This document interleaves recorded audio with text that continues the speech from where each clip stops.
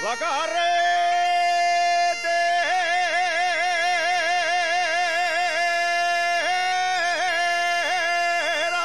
al Pedroso, la carretera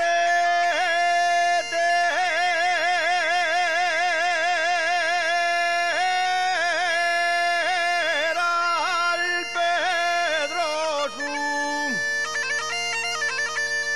y es muy larga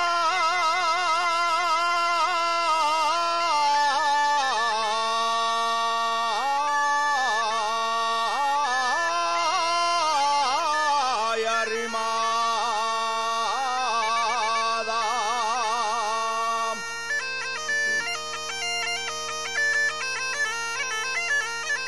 Y es muy larga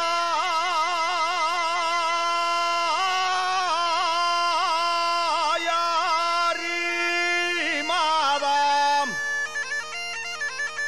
Cuando me pongo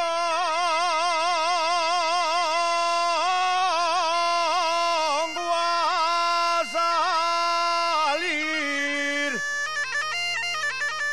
no me acuerdo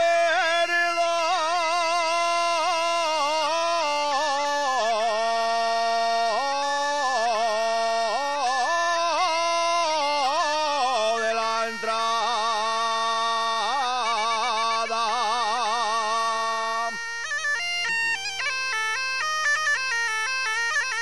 El que tiró la portiella,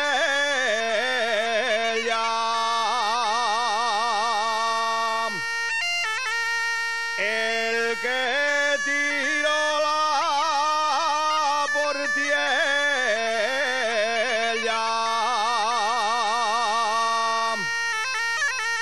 ya lo veré yo mañana.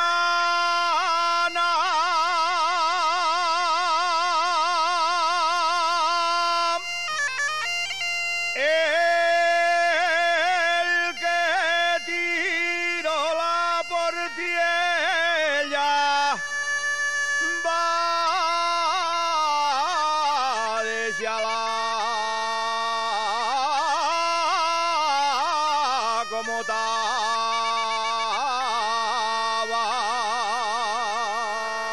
Gracias.